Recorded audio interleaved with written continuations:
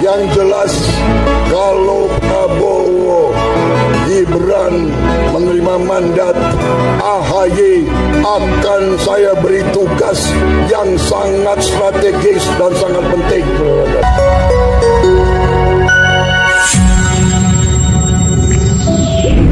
Berdasarkan update hasil sementara Wilkon Pilpres 2024 hingga saat ini, paslon Capres-Cawapres Prabowo Gibran memimpin perolehan suara terbanyak. Pasangan Prabowo Gibran masih memimpin di Wilkon Pilpres 2024 dengan 49747,461 suara atau 5795%. Dengan demikian, prediksi sementara yang akan menang Pilpres 2024 adalah pasangan Capres-Cawapres Prabowo Subianto dan Gibran Rakabuming Raka.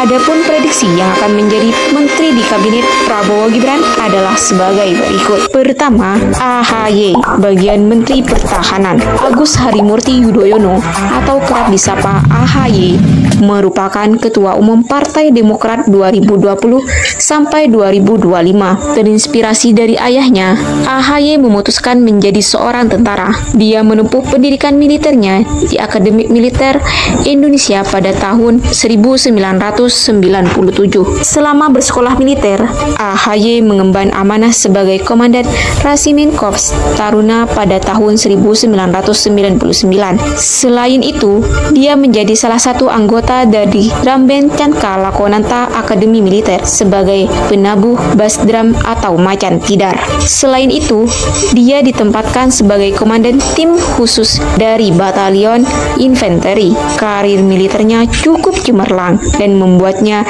diberikan amanah sebagai Kepala Seksi Operasi di Brigade Infanteri Lintas Udara 17 serta Komando Cadangan Strategis atau Konstrat selama 2019 hingga 2013 serta Komando Cadangan Strategis atau Konstrat selama 2011 hingga 2013. Pada September 2016, AHY memutuskan mengundurkan diri dari militer dengan jabatan terakhir sebagai Mayor Infanteri. Pengunduran tersebut menjadi awal langkah AHY masuk dalam dunia politik dengan bergabung Partai Demokrat dan memutuskan masuk ke bursa pemilihan gubernur dan wakil gubernur DKI Jakarta periode 2017 sampai 2022. Sepertinya Menteri Pertahanan lah yang pantas jabat oleh AHY. Bagaimana cuy pendapat kalian?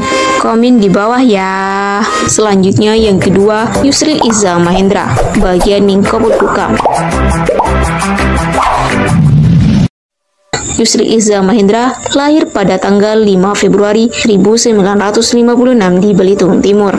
Beliau memperoleh gelar sarjana di Universitas Indonesia jurusan Ilmu Filsafat pada tahun 1983. Kemudian, beliau melanjutkan studinya pada program Pasca Sarjana Universitas Indonesia dengan bidang studi hukum dan ilmu Islam pada tahun 1983. Beliau melanjutkan pendidikannya pada program Pasca Sarjana Humaniora dan Ilmu Sosial di Universitas Punjab, Pakistan.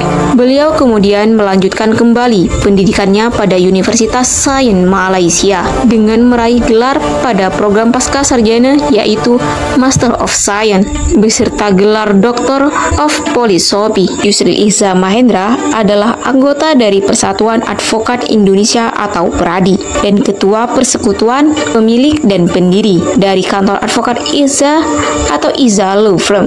Sepertinya posisi menteri yang cocok untuk beliau adalah Menko Polhukam ya cuy. Gimana menurut kalian? Ayo komen.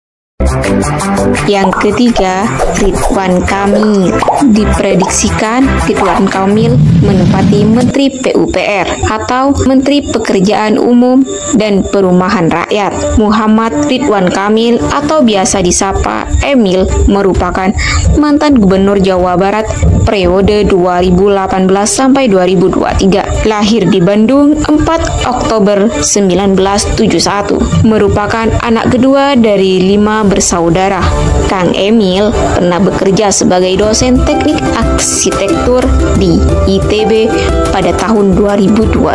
Kang Emil pernah bekerja sebagai dosen teknik arsitektur di ITB pada tahun 2002. Pada tahun 2013, secara mengejutkan, Ridwan Kamil memulai karir politiknya. Dia menyalonkan diri sebagai wali kota Bandung bersama Odet Muhammad Daniel. Keduanya diusung oleh Partai Keadilan Sejahtera atau PKS dan Partai Gerindra. Ridwan Kamil melakukan proses kampanye dengan gaya baru melalui media sosial yang berisikan tulisan lucu serta bernuansa romantis. Berkat gaya kampanye tersebut, dia berhasil menang dan dilantik sebagai wali kota Bandung periode 2013 sampai 2018 pada tanggal 16 September 2013. Selain itu, pernah aktif sebagai seorang arsitek, Ridwan Kamil telah merancang banyak karya yang mendunia.